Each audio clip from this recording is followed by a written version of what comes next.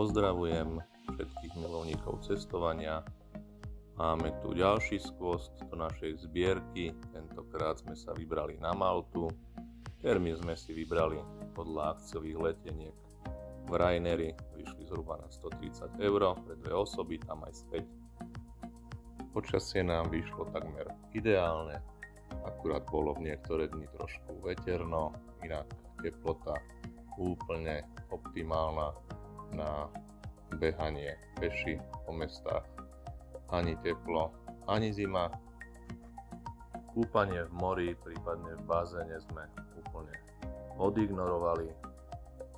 Ako vždy, viac nás zaujímajú tematické zákutia a vychutnávanie si domácich jedál. Tak poďme pekne od začiatku. Uvažovali sme aj o prenájme auta, lenže keďže na Malte sa jazdí po opačnej strane, anglický spôsob, a po skúsenostiach z Thessalonique s parkovaním sme tento spôsob dopravy našťastie zavrhli. Priamo na letisku sme si zakúpili kartičku od spoločnosti Talinia, ktorá nám umožňovala neobmedzené prestupy. Myslím, že je to až na 6 dní, my sme ju používali iba 4.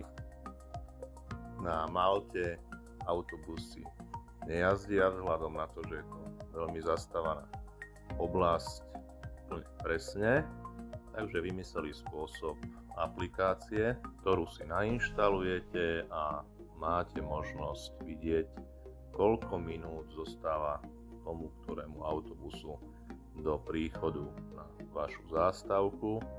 Prípadne máte možnosť aj vidieť, kde sa konkrétny autobus nachádza. Toto im ale úplne dobre nefungovalo, to sa im podarilo vidieť asi 2-krát za celý pobyt, inak mapka bola prázdna. Malta je v určitých oblastiach silne ovplyvnená anglickým vplyvom, takže tí palci, ktorí túto aplikáciu vytvorili, zabudli, že ju budú používať aj turisti, a preto nám chvíľku trvalo, kým sme sa v nej zorientovali, ale určité veci som nepochopil dodnes.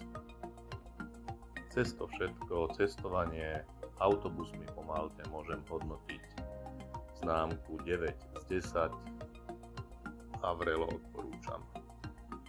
Ako vidíte na začiatku na mapke, vybrali sme sa z letiska peši do mestečka Marsaxlok. Samozrejme, ako vždy, nie po normálnych cestách, ale poza búčky, po strniskách a vysokej tráve. Po hodinke a pol sme dorazili do nášho ubytovania La Regia, ktoré návštevníkom Marsaxloku vrelo odporúčame. Má terasu, z ktorej vidíte priamo na prístav, na ktorej si môžete vychutnať ránu kávičku. Na miestnom trhu sme si zakúpili nádherný obrus s motívom Popeye Village, ktorú umelo vybudovali filmári kvôli filmu Pepek námorník, aspoň sa tak domnievam. Čo sa týka morských atrakcií, tie sme príliš nevyhľadávali. V podstate ide o to, že na Malte je podložie pieskovcové a pláže sú všade úplne rovnaké. Morských oblúkov a zelenomodrých lagún je tu viacero, ale mali sme nutkanie každú jednu vidieť. Čo sa týka jedla, s Katkou sme usúdili, že aj do tejto oblasti zavítali Angličania a ako všetci vieme, ich chute sú oproti našim stredoeurópskym posunuté úplne niekde inde. Špecialita ostrova Malta, králik na hrášku, nám neprišiel ako králik a hrášok nám nechutnal ako hrášok.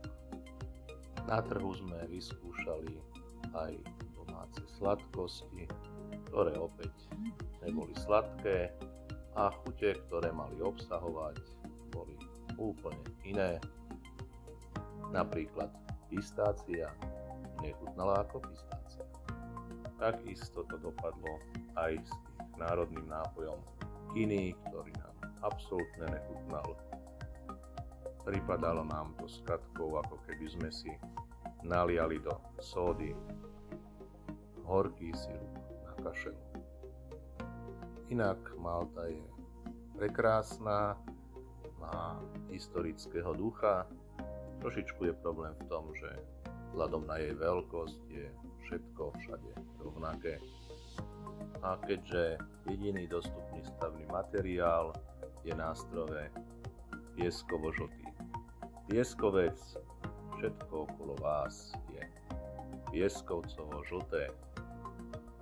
Architektúra sa prakticky nemení, takže človek má pocit, že sa nachádza v jednom veľkom žltom meste.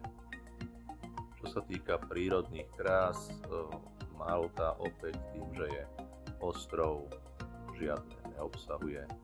Sú to naozaj maximálne také morské lagúny, prípadne zopár oblúkov. Jazera nemajú, rieky nemajú a lesy takisto nemajú.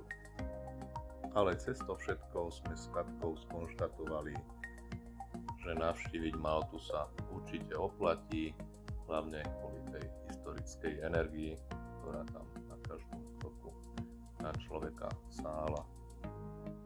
Vo videu vidíte aj ubytovania, kde sme boli ubytovaní.